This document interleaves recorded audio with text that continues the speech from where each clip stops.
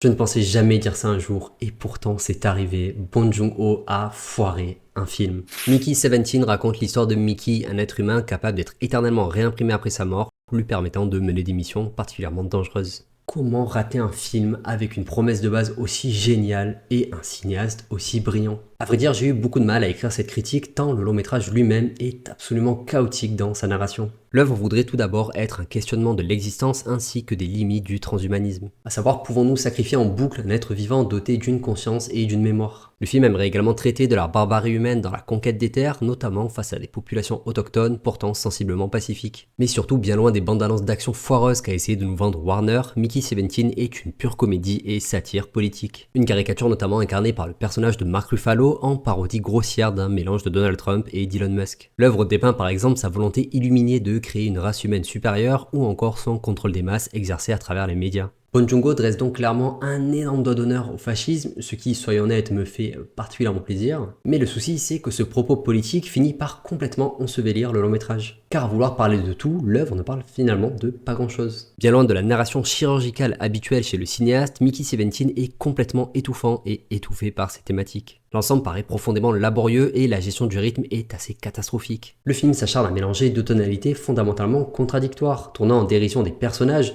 auxquels on est censé prêter de l'empathie par la suite. Des personnages qui deviennent de toute manière des bêtes fonctions narratives et qui n'ont aucune résolution scénaristique satisfaisante. Tout est survolé malgré les 2h20 de long métrage qui paraissent déjà sacrément longues. Le tempo global du montage paraît véritablement hasardeux et les scénettes comiques s'enchaînent inlassablement, portées par un discours aussi sage que redondant. Mais surtout, on est bien loin de ce qui fait habituellement la maestria du cinéma de Bong Joon-ho, à savoir les idées. Hormis un concept de base absolument génial et un univers qui en découle assez dément, le long métrage est vraiment radin en termes de concept narratif. Si ce n'est quelques fusils Tchekhov à base de positions sexuelles particulièrement bien trouvées. Et ne me dites pas que cela est uniquement dû au fait que ce soit une production américaine et non coréenne, parce qu'Okja c'est super et que Snowpiercer c'est un putain de chef-d'œuvre. L'ensemble est heureusement porté par un Robert Pattinson impeccable et une plastique globale visuellement canon. C'est clairement réjouissant de revoir un pur univers de SF au cinéma aussi frais et bien tenu. Pour autant, j'ai vraiment du mal à comprendre la volonté du cinéaste coréen avec ce long métrage. Mélangeant tous ces thèmes de prédilection, de la critique acerbe du capitalisme à la glorification du monstre,